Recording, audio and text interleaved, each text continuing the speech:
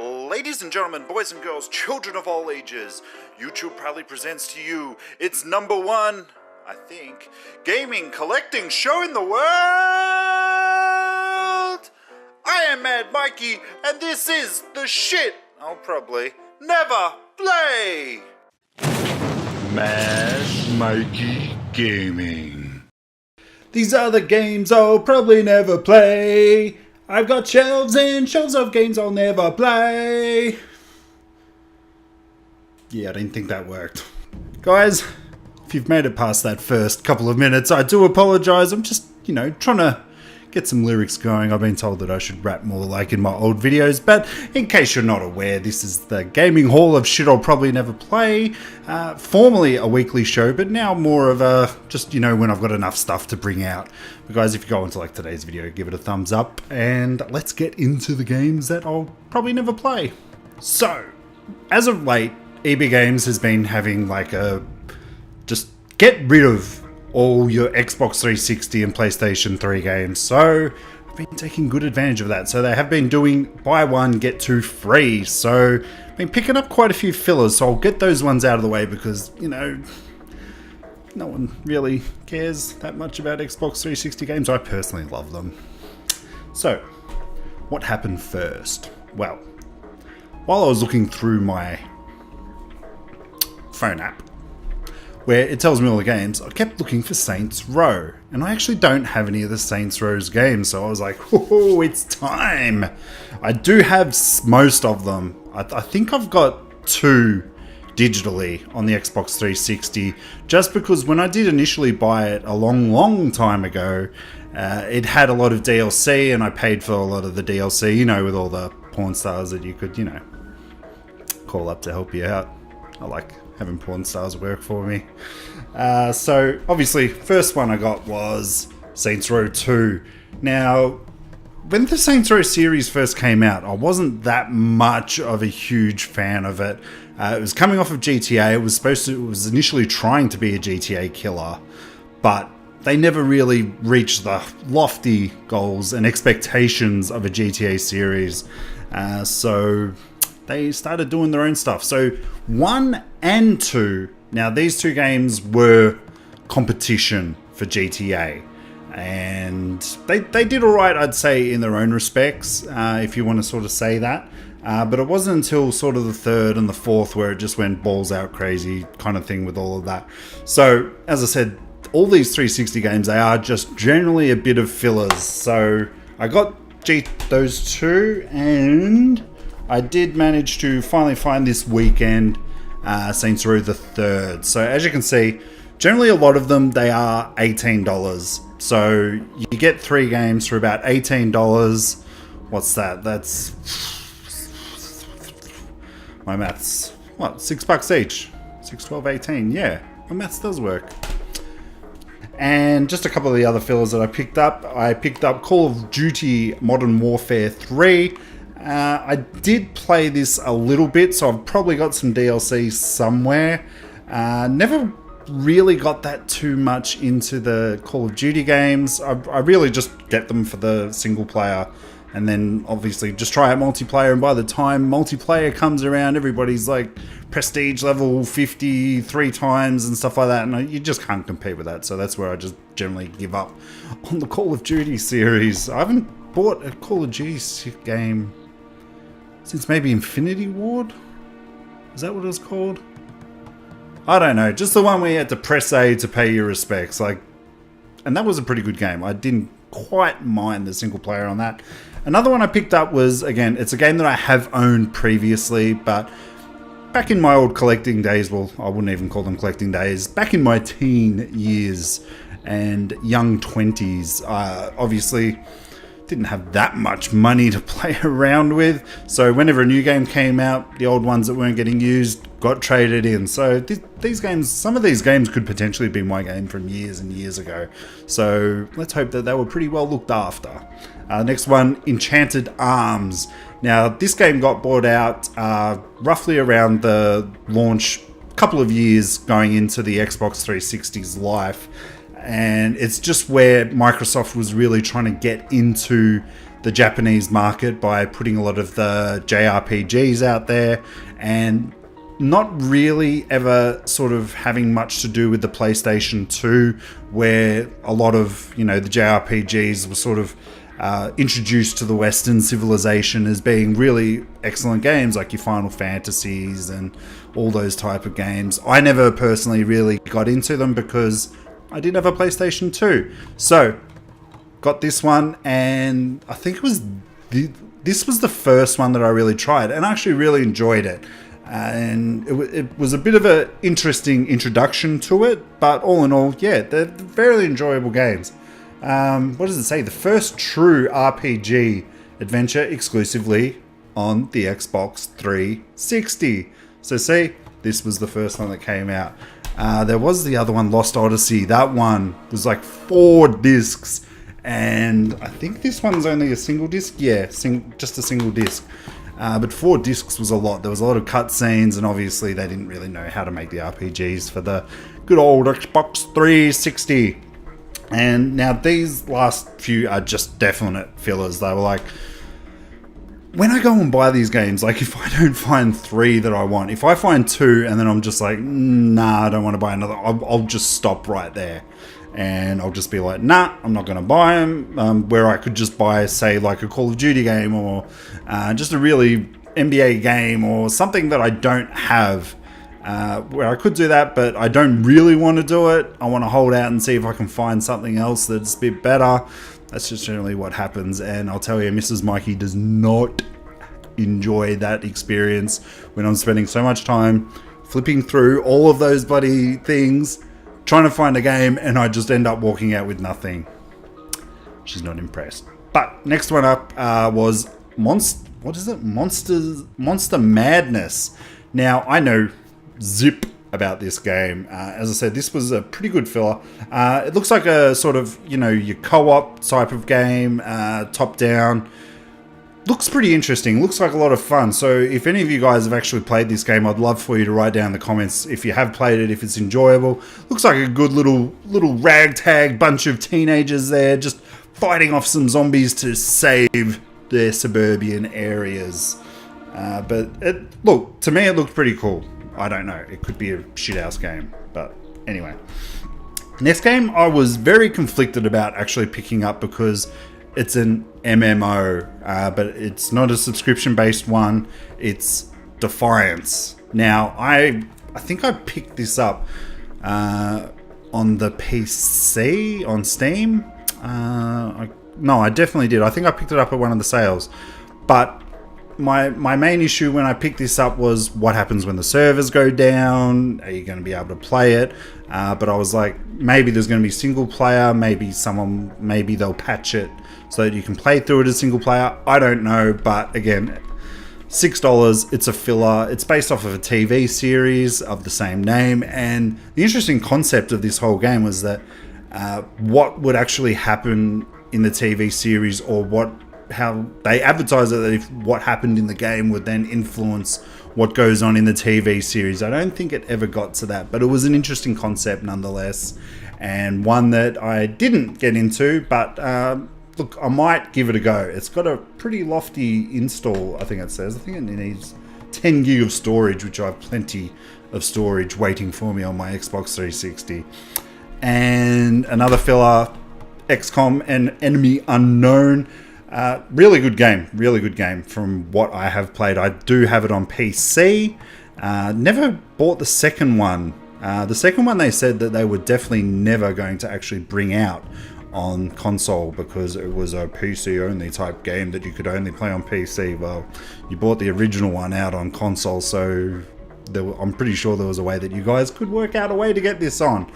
And it's something that I think that I'd really have to be in the mood to be in, sort of like I need to be in the mood to play Mario and Rabbids. Just need to sit down and sort of get those tactics right and learn through your errors and sort of progress through and just sort of have your own tactics. I'm not a very tactical guy, in case you guys don't know.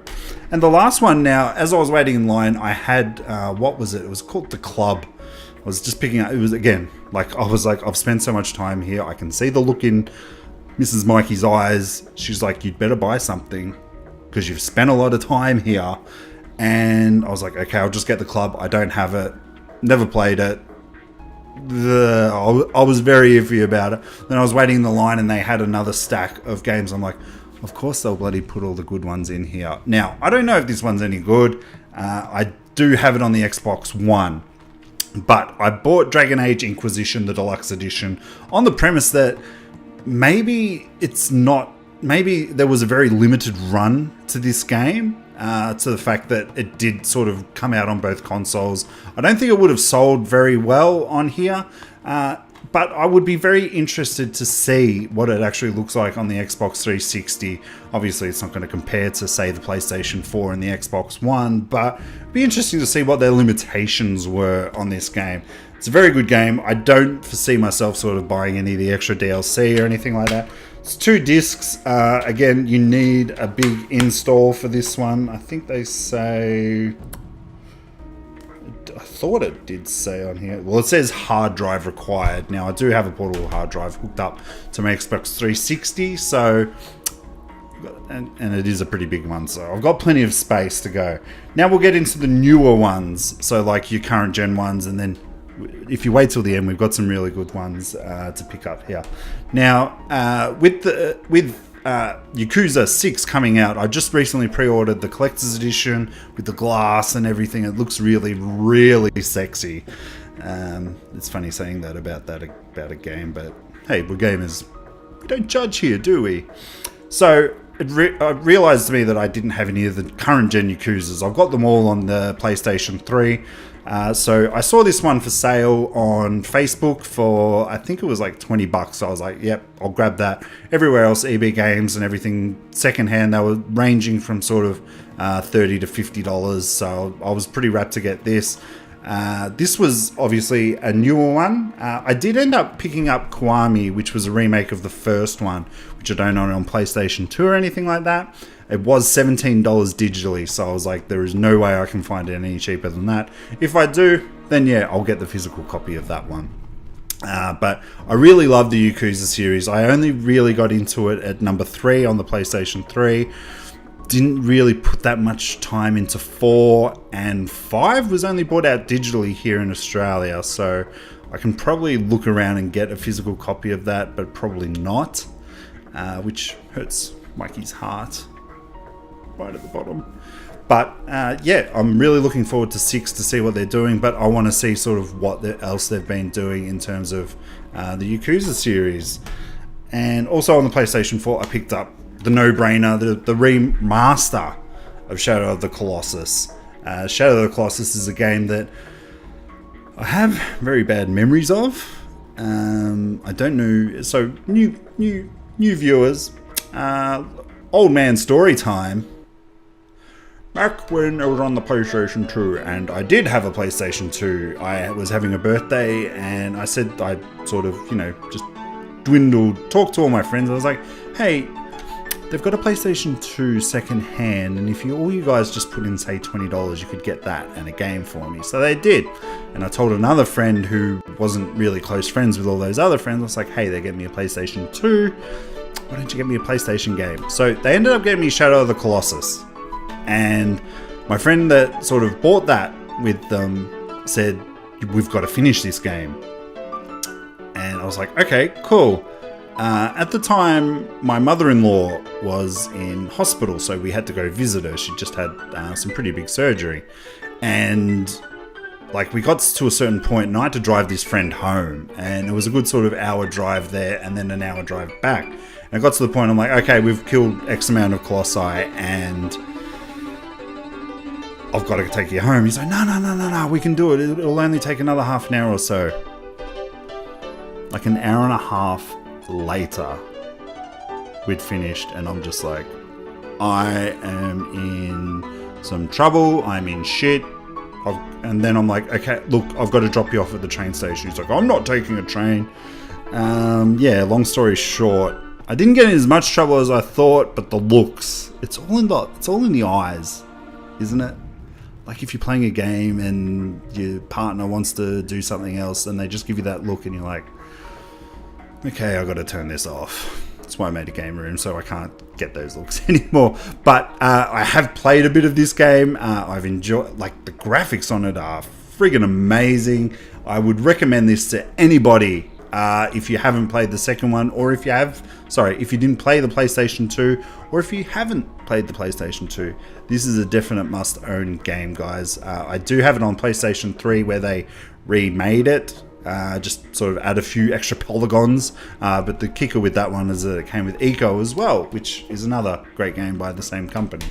And the other newer one that I got was Kingdom Come Deliverance, which is a very refreshing RPG. It's not your typical one where you've got magic and everything, and you're like you pick whether you're a mage or you're a knight or whatever at the start. You start off as a what are they called? Like a blacksmith's son. So you've got no combat knowledge, anything. He forbade it. And the first fight that you have in that game takes about 5 minutes, and it's a fist fight. So the more you sort of do things, the more experience you get. So in essence, it is actually a really good RPG where you can't just sort of pick up a bow and arrow and be perfect at bow and arrow. You got to keep pulling those strings until you get really good at it and you level up properly so that you can take home that big barrel of wine. But I do recommend this game. And now, I suppose this is a newer one. Bayonetta. I managed to pick up the special edition, which was going to be a bit of trouble because I did leave it very much to the last minute. I was like, nah, I don't want the collector's edition, but you know, the collector in me got, because Bayonetta 1 and 2 on the Nintendo Wii U, I did actually buy just the digital copies of it because I had one on the Xbox. But pretty glad I did because it was only a little bit extra than what you'd normally get. So in it you get the actual game, and you have to download Bayonetta 1, which is friggin' annoying. And you get the steel case thing that I'm never really a big fan of, but this actually doesn't look too bad. At least it represents the both of them on there, whereas on here it doesn't. It's got a reversible cover, so whatever you're in the mood for. So you're lucky. You might get some use out of. You get some cards, like if you play the game, like whenever you face a big enemy, a battle card comes up of like who you're about to fight. Don't want to sort of take them out of the plastic or anything like that because I just want to, keep onto it. That one's pretty cool. No Nintendo game would be complete without some stickers, which definitely aren't going to get used. And you just get a shitty little poster of Bayonetta 2. So, yeah, it does sound like I'm a bit remorseful that I did get the collector's edition, but I am happy that I did get it. It's a game that I do enjoy, and I have been playing on the Switch because you can take the Switch anywhere you go. Now, guys, we're into the retro area. Now, I just want to give a shout out to my long-time follower, Adam. He's very sort of vocal out there on my Facebook pages, and he doesn't talk much on the YouTube because he just does sort of sit back and watch it and everything. So he doesn't really comment on there. But Adam, you better comment here. Just say hi. Just something. Let people know that you're alive. Now, this one was brought to my attention. He's like, hey, I've seen this on eBay. I think you better get it. Mark Echo's getting up the limited edition, still in plastic. Now, if you aren't from Australia, this game was actually banned in Australia. Why? Violence? No. High impact sex scenes? No.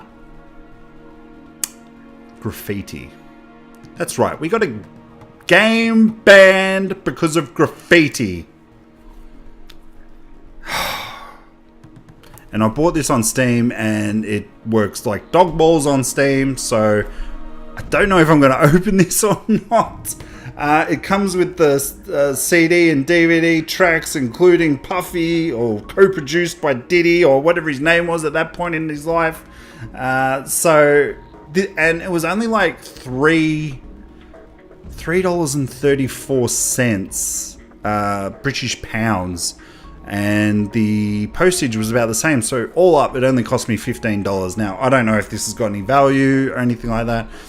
Obviously, you guys know me. I'm not going to sell it, but it was actually really cool. And thank you, Adam, for bringing this one to my attention, because it was one that I was lacking.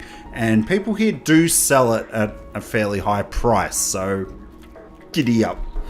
Now, for my favorite console, I haven't bought many games for you for a very, very, very long time. The Sega Dreamcast. Picked up MDK2, which was a BioWare game, and as you guys can see, I'm a bit of a BioWare fan until EA bought them out. This was one of the first big games that they sort of got hold of. I have played a little bit of it. It does take a bit of getting used to it. It is a different sort of controller-based type of game. It's in good nick. Nothing is cracked. I actually bought this off of Facebook. A guy was getting rid of whatever stuff he didn't deem necessary, so I got him at a very, very good price. MDK, it's going to be an interesting game to play. I will probably get around to playing this, but I've got to finish Shenmue 2 first. I know. He loves the Dreamcast, but he hasn't finished Shenmue 2 yet. What a whack job. And the other one that I picked up was Soul Reaver: The Legacy of Kain. Now, I did originally have this one on the PlayStation, and I've been looking around for it for a very, very long time on the Dreamcast, because it's got VGA compatibility. Now, when this did arrive, because I did look it up on the internet, I did before I bought it, to see if it was VGA compatible, and it said, yes, it's compatible. But when I got it delivered, doesn't say VGA compatible, so I was like, oh shit. So I chucked it in, and luckily it worked. So I was wrapped with that, because this was actually a really interesting series for me back when I did get started into my PlayStation 1 days. One that I did thoroughly enjoy. And just quickly, last one, I got the Sea of Thieves controller. I did do a little review on it, so guys, if you want to check that out, it's an ultimate review. I do a lot of good close-ups on it. It's a bit of a bitch that this thing is the only bit that glows. I thought that the specs might glow or something, but it is a very, very nice controller. I love the colors, obviously. The purple and the aqua color sort of go with the channel colors. So this is my day-to-day controller now. I did consider just sort of, leaving a box and putting it aside, but I thought, this is too beautiful to put in the corner. Like Baby from Dirty Dancing. That's right, I've seen Dirty Dancing. But that's it for the shit I'll probably never play, guys. A lot of games here that I probably won't play. There's a few that I have and I will play. But guys, I'd love to know what games you've picked up recently. So knock that comment section down below. Do you have any gaming memories of any of these games, or anything that you'd like to share? Please bring it up, or come and follow me over at Facebook, Twitter, Instagram, wherever it is that you like to do your social media. I'm also over on Vero now, which I am actually quite enjoying, because what do you know, it just shows me the stuff that I'm following and when it's been posted, so that's amazing. But guys, until then, enjoy the games that you are playing, and don't forget to come and check me out when I stream the games that I'm actually playing, because I have been playing a few as of late. But guys, take care, and I will see you next time. Bye guys!